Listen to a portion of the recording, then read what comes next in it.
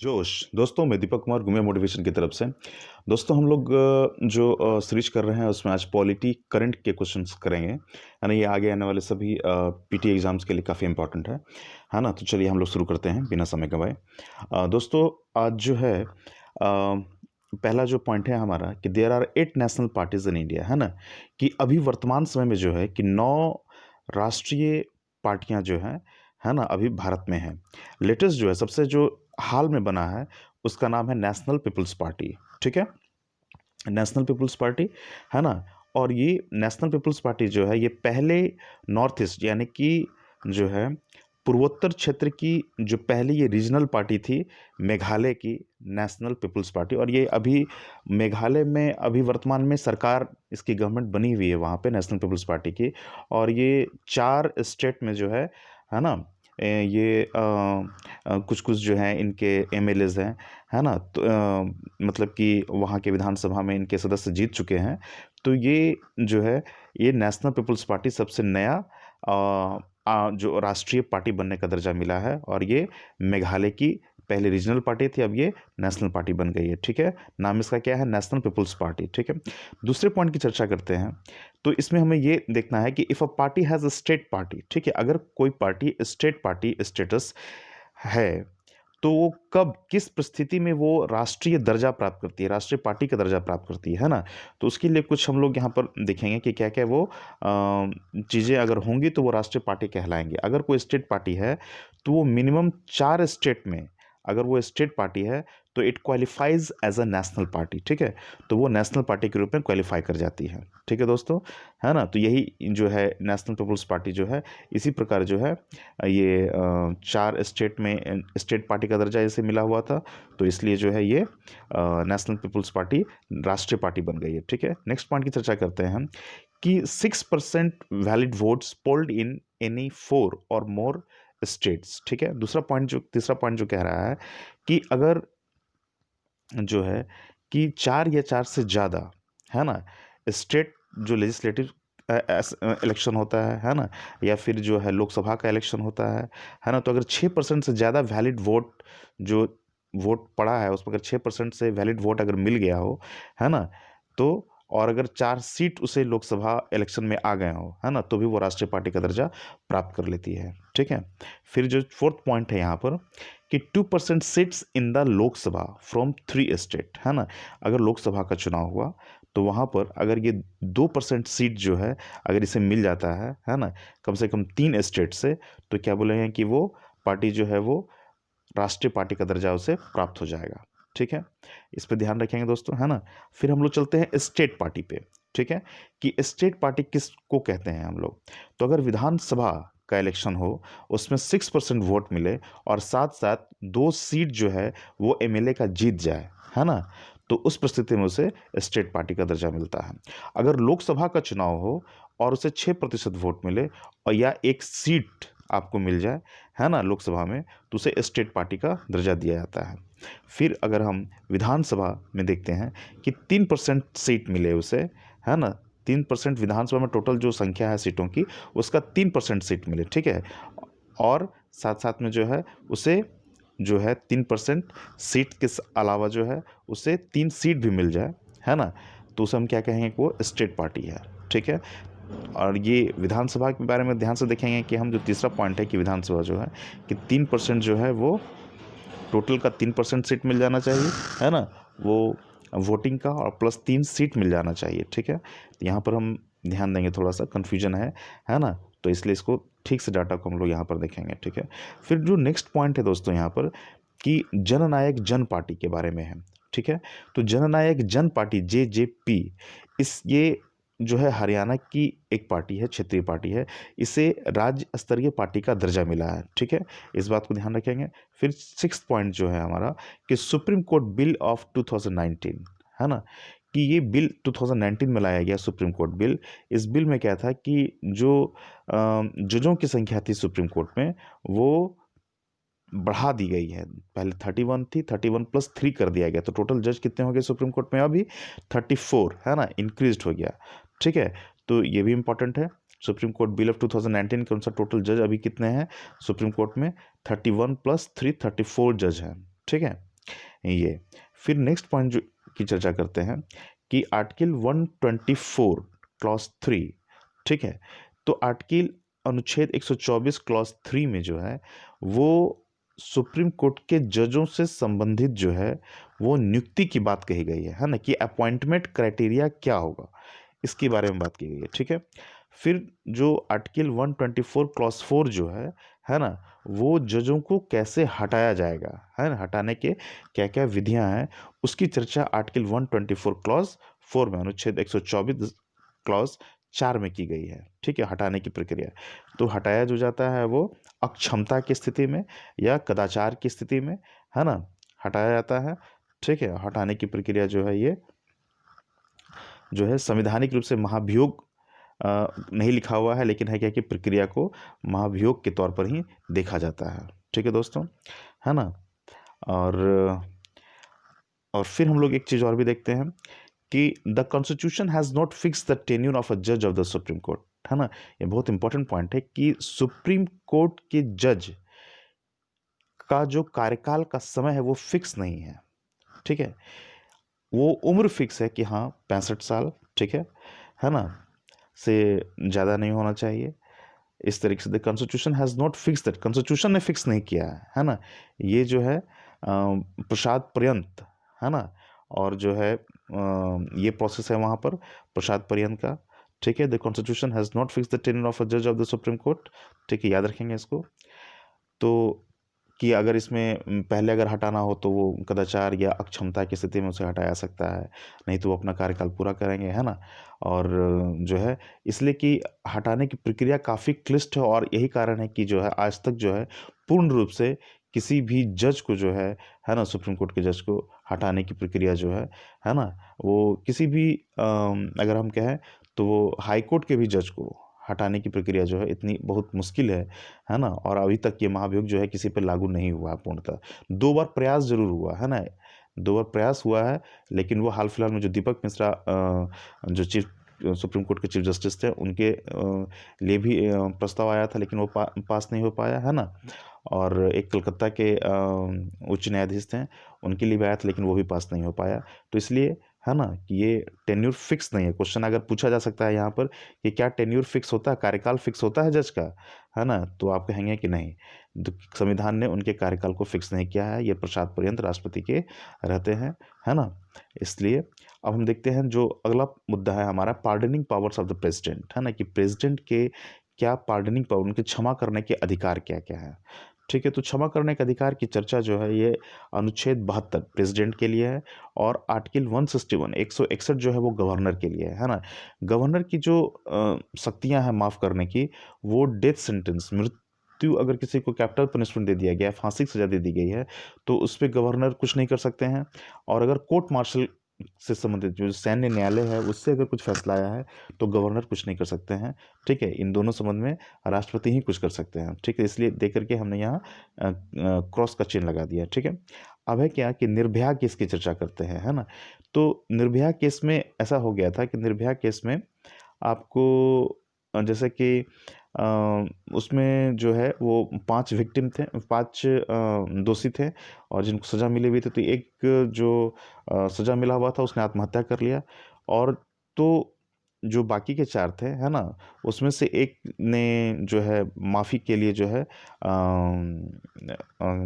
राष्ट्रपति कोविंद जी के पास भेजा था, है ना, और लोगों ने भी भेजा, है ना। तो जिसे राष्ट्रपति कोविंद जी के यहाँ से उसे मना कर दिया गया था। Supreme court dismisses the death row convict Vinay शर्मा's plea challenging rejection of mercy petition. तो दया याचिका जो निर्भया केस के अपराधियों ने लगाया था, है ना, उनको राष्ट्रपति ने खारिज कर दिया था। तो जब अपराधियों के द्वारा जो दया याचिका प्रेसिडेंट को लगाया गया था, जब वहाँ से खारिज कर दिया गया प्रेसिडेंट के यहाँ से, तो उन अपराधियों ने जो है वो चैलेंज कर दिया उसको सुप्रीम कोर्ट में कि मर्सी पिटीशन को जो हमने लगाया, राष्ट्रपति ने उनको ध्यान से देखा ही नहीं, है ना, उनका जो बात है उन्हें नहीं समझी गई, है ना। तो इस पे वो सुप्रीम कोर्ट में चैलेंज करते हैं, तो सुप्रीम कोर्ट उनके इस चैलेंज को खारिज कर देता है। Supreme court dismisses death row convict Vinay Sharma, और ये चैलेंज विनय शर्मा ने किया था, जो अपराधी था उसने किया था, है ना। Vinay Sharma plea challenging rejection of mercy petition, ठीक है ना। तो इसलिए ये जानना ज़रूरी है कि राष्ट्रपति के जो माफ़ी करने के अधिकार हैं वो क्या-क्या हैं, है ना? जैसे कि पहला है पार्डन, है ना? ये अगर राष्ट्रपति किसी को पार्डन कर देता है, किसी को माफ़ कर देता है, यानी कि पूरी तरीके से उनको माफ़ी दे दी गई, है ना? उसको सज़ा के लिए जो भी सज़ा दी गई थी, उसे पूरी तरीके से माफ़ कर दिया गया उसे, ठीक है? तो उसको पार्डन बोलते हैं। दूसरा है कम्यूटेशन। कम्यूटेशन का मतलब change with a lighter form of punishment, यानी कि आपको जो है वो चेंज विद अगर फांसी की सज़ा दी गई है तो उसकी जगह पर जो है कठोर कारावास की सज़ा दे दी गई, आजीवन कारावास की सज़ा दे दी गई, यानी कि उसको बदल दिया गया, चेंज कर दिया गया, है ना? हल्का फॉर्म का कुछ पनिशमेंट दे करके चेंज कर दिया, कम्यूट कर दिया गया, बदल दिया, ठीक है? तीसरा जो है वहाँ पर हम देखते हैं रिमिशन, है ना? रिमिशन क्या है कि reducing the period of the same sentence, यानी कि अगर आजीवन कारावास की सज़ा मिला है ना? तो उसको वो जो कठोर कारावास है वो कठोर ही रहेगा, लेकिन उसके जो 20 वर्ष का सज़ा है उसको घटा करके 10 वर्ष कर दिया जाएगा, तो उसको रिमिशन बोलते हैं, ठीक है ना? फिर है चौथा कि रेस्पाइट, है ना? रेस्पाइट क्या है कि awarding a lesser sentence in place of one originally awarded due to some special fact, है ना? कि awarding a lesser sentence, respite का मतलब हुआ कि कम मात्रा में जो है उसे सज़ा देना, है ना?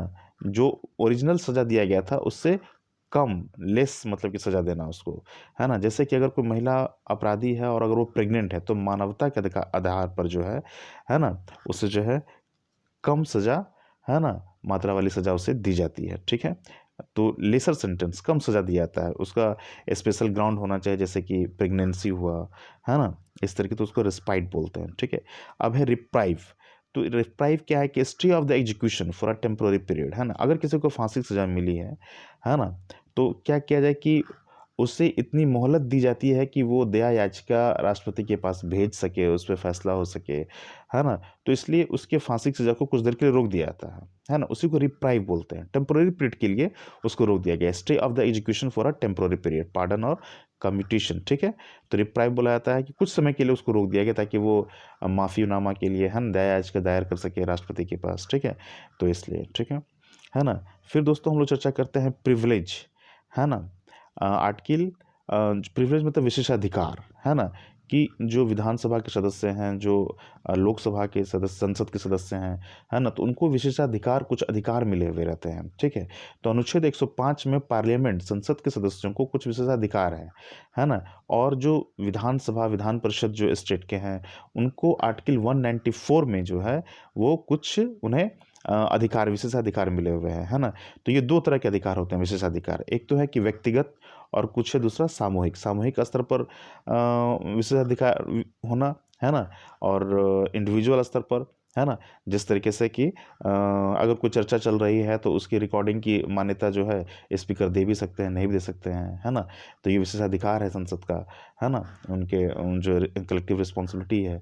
अगर है क्या कि कुछ विशेष चर्चा हो रही है तो सीक्रेट मीटिंग करनी है, तो उसमें भी जो है वो प्रेस को रोक सकते हैं, है ना? जो बाहर जो गेस्ट आते हैं देखने के लिए संसद की कार्रवाई को, उनको रोका जा सकता है ना? तो ये सब विशेषाधिकार में आता है, ठीक है? ये हो गया। फिर हम लोग चलते हैं एंटी डिफेक्शन की तरफ, ठीक है? एंटी डिफेक्शन की तरफ, है ना? तो एंटी डिफेक्शन का मतलब क्या है कि दल बदल, है ना? कि दल बदल, जैसे कि आया राम गया राम का कॉन्सेप्ट था कि, है ना, कि वो जीत करके किसी और पार्टी से जीते लेकिन मंत्री बनने के लालच में किसी नई पार्टी को ज्वाइन कर लिया और मंत्री बन गए, ठीक है? तो ये काफ़ी एक समय काफ़ी प्रचलित था, तो इसलिए एंटी डिफेक्शन लॉ लाया गया था दल बदल रोकने के लिए। तो इसमें क्या है कि नई अनुसूची जोड़ी गई, 10वीं अनुसूची, है ना? The 10th schedule was inserted in the constitution in 1985 by the 52nd amendment act. तो 1985 में 52वां संविधान संशोधन जो हुआ था, उससे 10वीं अनुसूची को शामिल किया गया, है ना? और ये जो है कि दल-बदल, ये जो है कि ये पावर, जो ये शक्ति जो है कि ये उसको दल-बदल है कि नहीं, ये बात कौन कहेगा? तो ये लोकसभा में स्पीकर कहेंगे और जो है और उसको रोका जाएगा, है ना? उसकी सदस्यता खत्म कर दी जाएगी, सदस्यता, और राज्यसभा में ये काम चेयरमैन करेंगे, ठीक है? In 1992 supreme court ruled the decision of the chairman speaker in this regard is subject to judicial review. अब हो क्या रहा था यहाँ पर कि स्पीकर चूंकि आपको भी किसी पॉलिटिकल पार्टी का ही होता है, और तो इसलिए क्या है कि उन दल बदल का कानून लागू होता है कि नहीं सदस्य पर, ये जो है ये उन्हीं को देना, स्पीकर को देना होता था। तो कभी-कभी है कि पार्टी के प्रेशर के कारण या कुछ और बात के कारण, लालच के कारण जो है वो अपने उनका डिसीज़न जो है प्रभावित होता था राजनीतिक लाभ लेने की दिशा में। तो इसलिए है क्या कि जब आपत्ति आने पर सुप्रीम कोर्ट ने जो है चेयरमैन और स्पीकर के इस निर्णय को जो है जुडिशियल रिव्यू के अंतर्गत जो है लेते आया गया, है ना? कि अगर कोई ऐसा डिसीज़न स्पीकर का, चेयरमैन का लगता है कि जिससे उनकी पार्टी को फ़ायदा पहुँचाने के लिए दल-बदल को नहीं मान करके उसको नहीं माना गया दल-बदल, है ना? जिससे फ़ायदा पहुँच रहा हो, है ना? किसी एक विशेष पार्टी विशेष को, है ना? तो इसलिए है क्या कि वैसे सब्जेक्ट को जो है वो जुडिशियल रिव्यू के तहत जो है सुप्रीम कोर्ट जाँच सकती है उसकी, है ना? और उसको वैध या अवैध घोषित कर सकती है, ठीक है? तो ये एक केस हुआ था 1992 में, किहोटो होलोहान केस, ठीक है? किहोटो होलोहान केस, है ना? तो इसको याद रखेंगे, काफ़ी इंपॉर्टेंट है, डायरेक्ट क्वेश्चन पूछा सकता है पीटी में, मेंस में भी यूज़ कर सकते हैं हम, ठीक है? तो डिस्क्वालिफिकेशन जो किया जाता है स्पीकर या चेयरमैन के द्वारा, वो जो है वो एक तो है क्या कि उसके कुछ आधार हैं, जैसे कि स्वैच्छिक रूप से कि मैं जीत कर आया किसी पार्टी विशेष से और मैं लिख कर मैंने वॉलंटियरली ये कह दिया कि नहीं, मुझे अब इस पार्टी में नहीं रहना है, मैं इस्तीफ़ा देता हूँ। तो एक तो सदस्यता वैसे ही ख़त्म हो जाएगी, ठीक है ना? और दूसरा है कि अगर मैंने व्हिप का वायलेशन कर दिया है, व्हिप जारी किया जाता है पार्टियों के द्वारा, पार्टी का कोई विशेष बैठक हो, उसमें कोई डिसीज़न लेना हो, वोटिंग करना हो, है ना? तो पार्टी जो है वो व्हिप जारी करती है कि मेरे सारे सदस्य जो है इस पर वोट करेंगे, है ना? ठीक है, पार्टी निर्देश देती है, तो उस अगर वैसे व्हिप का हम उल्लंघन कर देते हैं, कोई कर देता है, तो उसे पार्टी कह सकती है कि इसको डिस्क्वालीफाई किया जाए, स्पीकर से बोला जा सकता है कि इसको डिस्क्वालीफाई कर दिया जाए, इसने व्हिप वायलेशन किया है ना? तो उस स्थिति में उसका वो सदस्यता जा सकती है। तो ये 2 आधार हो गए। इसके कुछ एक्सेप्शन हैं, अपवाद हैं, जैसे कि दल-बदल की श्रेणी में वो नहीं आएगा, कब? जबकि पूरे पार्टी का कोई अगर छोटी पार्टी है, कोई बड़ी पार्टी है, तो कोई छोटी पार्टी अगर पूरे के पूरे सदस्य, जितने सदस्य हैं उसके लोकसभा में, है ना? या राज्यसभा में, या फिर आपको विधानसभा के केस में, तो अगर पूरा का पूरा छोटी पार्टी बड़ी पार्टी में मिल जाए, तब तो कोई दिक्कत नहीं है। वहाँ पर ये जो है एंटी डिफेक्शन लॉ नहीं लगेगा, ठीक है? लेकिन अगर वो पूरी पार्टी मिले या फिर उस पार्टी का, छोटी पार्टी का 2/3 हिस्सा उस बड़ी पार्टी में मिल जाए, तो नहीं माना जाएगा कि वो एंटी डिफेक्शन लॉ के तहत नहीं आएगा, ठीक है? तो किसी की सदस्यता नहीं जाएगी, है ना? या फिर जो है एक्सेप्शन क्या है कि जैसे कि स्पीकर और चेयरमैन के बारे में है ना? कि अगर जो स्पीकर हैं, वो स्पीकर के पद पर अगर वो चुने जाते हैं लोकसभा में, है ना? तो उसके बाद वो इस्तीफ़ा दे देते हैं कि नहीं, जब तक मैं इस पद पर हूँ, तब तक मैं किसी पार्टी विशेष का नहीं हूँ। जैसे मैं स्पीकर के पद से हटूँगा तो फिर मैं अपनी पुरानी पार्टी जॉइन कर लूँगा, है ना? तो उस स्थिति में उनकी सदस्यता नहीं जाती है, ठीक है? अब हम लोग बात करते हैं लेजिस्लेटिव काउंसिल की दोस्तों, ठीक है? ये जम्मू कश्मीर जो है ना? यहाँ पहले ये लेजिस्लेटिव काउंसिल था, है ना? ठीक है? अच्छा, तो यहाँ जो है कि 370 के आने के बाद जो है 370 जब खारिज किया गया, हटाया गया, है ना? धारा 370, तो क्या हुआ कि लेजिस्लेटिव काउंसिल वहाँ से हटा दिया गया जम्मू कश्मीर से, है ना? और हाल फिलहाल में जो आंध्र प्रदेश है, आंध्र प्रदेश के असेंबली ने एक रेज़ोल्यूशन पास किया है कि वहाँ भी विधान परिषद जो है, लेजिस्लेटिव काउंसिल है, उसको हटा दिया जाए, ठीक है?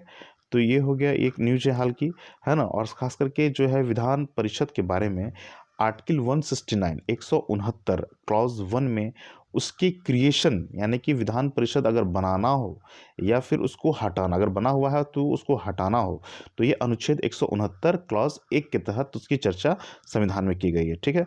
तो रिज़ोल्यूशन पास बाय स्टेट, अगर अगर आपको बनाना हो या हटाना हो तो क्या रिज़ोल्यूशन पास करना पड़ता है ना? स्टेट के द्वारा रिज़ोल्यूशन पास किया जाता है, ठीक है? यहाँ ध्यान देंगे, रिज़ोल्यूशन पास बाय स्टेट, है ना? है ना? ये स्टेट के द्वारा पास होता है, ठीक है? फिर क्या है कि ये जो आप देख रहे हैं इसको, कि इसको संविधान संशोधन नहीं माना जाता है ना? अगर किसी जैसे कि मान लें कि बिहार विधानसभा है, बिहार विधान परिषद है, अगर बिहार विधान परिषद को हटाने का आग्रह जो है यहाँ की विधानसभा करती है ना? किससे करेगी? तो केंद्र से करेगी, ठीक है? तो केंद्र से करेगी, तो ये करने का अधिकार भी स्टेट गवर्नमेंट को है, ठीक है ना? और साथ-साथ में जो है इससे क्या होगा कि जब विधान परिषद को हटाने की बात अगर मान लीजिए कि संयोगवश की जाती है, तो क्या होगा, उससे संविधान में थोड़ा-सा परिवर्तन होगा कि 169 के तहत 169 क्लॉज 1 के तहत जो है इसे हटाया गया। लेकिन एक बात यहाँ गौर करने की है कि इससे संविधान में बदलाव तो होगा, लेकिन इसे संविधान संशोधन नहीं माना जाएगा, नॉट कॉन्स्टिट्यूशनल अमेंडमेंट, ठीक है। और पास बाय सिंपल मेजोरिटी, है ना। और ये जो है ये सिंपल मेजोरिटी के साथ, साधारण बहुमत के साथ ये पास हो जाना चाहिए संसद में, है ना। इसके लिए विशेष बहुमत की जरूरत नहीं होती है विधान परिषद को हटाने के लिए, ठीक है। अब क्या है कि article 161 clause 1 sub clause A of constitution which includes names of state that have 2 houses. इसमें जो मतलब कि भारत में जो राज्य हैं जहाँ पर विधानसभा और विधान परिषद दोनों हैं, उसकी चर्चा article 168 clause 1 sub clause A में की गई है, ठीक है। जैसे कि अभी 6 राज्य हैं जहाँ पर विधानसभा और विधान परिषद दोनों हैं, जैसे कि आंध्रा, तेलंगाना, यूपी, बिहार, महाराष्ट्र और कर्नाटका, ठीक है। ये है, तो इसको हम ध्यान रखेंगे यहाँ पर कैसा है, ठीक है। फिर हम लोग नेक्स्ट क्वेश्चन की तरफ चलते हैं कि लीडर ऑफ अपोजिशन, है ना। लीडर ऑफ अपोजिशन जो है कि लीडर ऑफ अपोजिशन के बारे में कि वो 2019 में जो चुनाव हुआ और उसमें जो बीजेपी फिर बहुमत के साथ आई, एनडीए, है ना, नेशनल डेमोक्रेटिक अलायंस जो है, तो उसमें पुनः जो है लीडर ऑफ अपोजिशन कोई नहीं है ना। और चूंकि 2014 का चुनाव था उसमें भी जो है काफ़ी इतनी सीटें आई थी एनडीए को कि जो कॉरम पूरा करना पड़ता है लीडर ऑफ अपोजिशन का कि 10% जो है कि वो स्ट्रेंथ होना चाहिए, है ना, विपक्षी पार्टी का बनने के लिए, लीडर ऑफ अपोजिशन बनने के लिए, तो वो भी नहीं पूरा कर पाए और इस बार भी पूरा नहीं कर पाई, ठीक है। अगेन 2019 लोकसभा इलेक्शन में none of the political parties were able to secure minimum 10% of strength required to be eligible for leader of opposition, ठीक है। तो अब जानेंगे थोड़ा लीडर ऑफ अपोजिशन के बारे में कि ये स्टैट्यूटरी पोस्ट है ना। ये स्टैट्यूटरी पोस्ट है, ये वैधानिक पोस्ट है, ये संवैधानिक पोस्ट नहीं है, संविधान में इसकी चर्चा नहीं है, ये स्टैट्यूटरी वैधानिक पोस्ट, ठीक है ना। फिर क्या है कि rank of a cabinet minister, जो एलओपी होता है, लीडर ऑफ अपोजिशन होता है, उसका रैंक जो है कैबिनेट मिनिस्टर का दर्जा है उनका, है ना। And is a member of panels that select candidates for की, और एलओपी जो होता है is a member of panel, ठीक है, वो कई पैनल्स का मेंबर होता है ना, दैट सिलेक्ट कैंडिडेट्स फॉर की कॉन्स्टिट्यूशनल एंड स्टैट्यूटरी पोस्ट, है ना। अब जैसे कि सीवीसी हो गए, सीबीआई डायरेक्टर का पोस्ट हो गया, लोकपाल हो गया, तो इनके चयन की जो प्रक्रिया होती है, तो उसमें जो पैनल बनता है उसमें लीडर ऑफ अपोजिशन भी शामिल होते हैं, है ना। तो उनका अधिकार क्षेत्र हम देख रहे हैं, ठीक है। दोस्तों एक बहुत इंपॉर्टेंट चीज़ हम लोग चर्चा करने जा रहे हैं आपकी लैप्सिंग ऑफ बिल्स, है ना, कि बिल किस तरह से लैप्स होता है, ख़त्म होता है, ठीक है। तो आर्टिकल 107 जो है, article 107 deals with introduction and passing of bills. Article 107 क्या करता है, 107 क्या करता है कि बिल, है ना, कि जैसे कि कोई भी कानून बनने के पहले, है ना, कि वो बिल के रूप में पास पहले लाया जाता है सदन में, है ना, उसको, और जब दोनों लोकसभा राज्यसभा दोनों से पास होकर के जब राष्ट्रपति के पास जाता है बिल आपका, है ना, और जब उस पर राष्ट्रपति का साइन हो जाता है तो वो बिल जो है ना, वो आपको विधेयक में कन्वर्ट कर जाता है, ठीक है, वो कानून बन जाता है ना। तो article 107 deals with introduction and passing of bills on the dissolution of Lok Sabha various bill lapse, ठीक है। तो इस पे जो हमारे वाइस प्रेसिडेंट हैं वेंकैया नायडू जी, उन्होंने कहा था कि लोकसभा का विघटन जब हो जाता है तो जो बहुत सारे बिल जो होते हैं वो लैप्स कर जाते हैं, ख़त्म हो जाते हैं, जिससे जो लोकसभा में समय लगा था, है ना, वो काफ़ी बर्बाद चला जाता है। तो उसको, इस नियम को बदलने के लिए थोड़ा सोच विचार करना चाहिए। तो हम ये जानेंगे कि बिल लैप्स कब किस परिस्थिति में नहीं करता है, और बिल अगर ख़त्म हो जाता है तो किस परिस्थिति में वो ख़त्म हो जाता है ना, ठीक है। जैसे कि हम पहला देखे हैं कि बिल किस परिस्थिति में ख़त्म नहीं होता है ना। तो अगर अगर वो बिल प्रेसिडेंट के पास चला गया है, लोकसभा के द्वारा पास होकर फिर राज्यसभा, फिर लोकसभा या राज्यसभा के द्वारा से पास होकर के बिल प्रेसिडेंट के यहाँ चला गया है ना, उनका साइन होना बाकी है, इसी बीच में क्या हुआ कि लोकसभा का विघटन हो गया, ठीक है। लोकसभा का विघटन हो गया, तो यहाँ पर ध्यान देने की बात है क्योंकि बिल पहुँच गया है प्रेसिडेंट के पास और प्रेसिडेंट को केवल साइन करना, उसको तो विधेयक बन जाएगा, है ना, वो कानून बन जाएगा। तो इस स्थिति में जो है, जो प्रेसिडेंट के पास पहुँच गया है, या फिर एक दूसरा कंडीशन हो सकता है कि प्रेसिडेंट के पास पहुंच गया पहली बार में, और प्रेसिडेंट ने उस बिल पे पुनर्विचार करने के लिए लोकसभा या राज्यसभा को बोला है ना? इस स्थिति में। लेकिन यहाँ क्या है कि बिल दोनों परिस्थितियों में प्रेसिडेंट के पास पहुँच चुका है। तो ये दोनों बिल्स लैप्स कभी नहीं करेंगे, ये कभी भी खत्म नहीं होंगे, है ना? चाहे लोकसभा विघटित भी हो जाए, फिर भी उसके बाद भी ये बिल खत्म नहीं होंगे जिसने प्रेसिडेंट को छू लिया है। ठीक है? ये इसको याद रखेंगे, प्रेसिडेंट टच्ड बिल, है ना? और एक जो स्वीकृति के लिए पड़ा हुआ है, साइन नहीं किया है लेकिन स्वीकृति के एसेंट पेंडिंग है ना? फिर अगर प्रेसिडेंट ने किसी मुद्दे पर जॉइंट सिटिंग की बात कर दी है कि इस मुद्दे पर लोकसभा राज्यसभा की जॉइंट सिटिंग होगी और इसी बीच में लोकसभा का विघटन हो गया, तो उस बात पर भी ध्यान देंगे कि वहाँ भी जो है जॉइंट सिटिंग के मुद्दे पर भी वो बिल जो है वो खारिज नहीं होगा लोकसभा के विघटन होने के पश्चात भी। और ये रिकंसिडरेशन अगर दोबारा भेजा है सोच विचार करने के लिए, अगर राष्ट्रपति ने भेजा है दोबारा, तो वो भी खारिज नहीं होगा। जैसे कि फिर जब लोकसभा का पुनर्गठन होगा तो उसके बाद वो बिल उसी तरीके से जीवित रहेंगी जिस तरह से वो पहले थी। ठीक है, ये हुआ। अब bill pending in the Rajya Sabha but not passed by the Lok Sabha. ठीक है, अब इस केस में क्या है कि अब बिल पेंडिंग इन द जो राज्यसभा में बिल पेंडिंग है ना, but not passed by the Lok Sabha, है ना? जो राज्यसभा से वो बिल शुरू हुआ और राज्यसभा में ही अभी है ना? और वो लोकसभा में नहीं गया है, लोकसभा से पास नहीं हुआ, यानी कि लोकसभा का चेहरा इसने देखा ही नहीं है। तो क्या हुआ, ऐसा बिल भी खारिज नहीं होता है। ठीक है, वो ख़त्म नहीं होता है। ठीक है, तो हम लोग समझ गए कि और इसके अलावा जो भी कंडीशंस हैं इस कंडीशन में वो बिल खारिज हो जाता है ना, ख़त्म हो जाता है। ठीक है, फिर हम लोग देखते हैं कि government constituted 2 new cabinet committees. Government ने 2 नए कैबिनेट कमेटी बनाए हैं। क्वेश्चन पूछ सकता है कि क्या-क्या वो नया कैबिनेट कमेटी है ना? तो पहले 6 था, अब 2 बढ़ गया तो दोनों मिलाकर के वो 8 हो गया। ठीक है, पहला जो कैबिनेट कमेटी नया बना है, cabinet committee on investment and growth. ठीक है, निवेश पर और वृद्धि पर, इस पर वो कैबिनेट कमेटी नई कैबिनेट कमेटी बनी है। ठीक है, और दूसरा जो कैबिनेट कमेटी बना है वो है एम्प्लॉयमेंट, रोजगार पर, एंड स्किल डेवलपमेंट, कौशल विकास पर, है ना? Employment and skill development.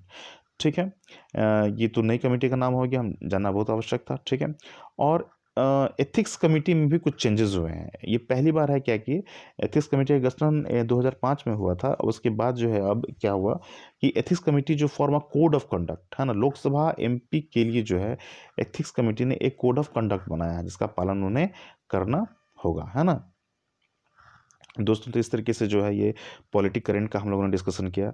इस तरीके से और भी जो बचे हुए हैं वो हम लोग फिर कर लेंगे, है ना? तो ये काफ़ी एग्ज़ाम जो आने वाला एग्ज़ाम है बीपीएससी जो है, और भी जो है बिहार एसएससी है, बिहार एसआई है, तो सारे एग्ज़ाम के लिए काफ़ी इंपॉर्टेंट है। यहाँ से क्वेश्चन काफ़ी पूछा जाने की पूरी संभावना है।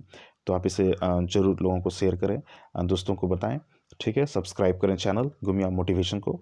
ठीक है दोस्तों, और जय जोश, अपने जोश को बनाए रखें। और थैंक यू दोस्तों।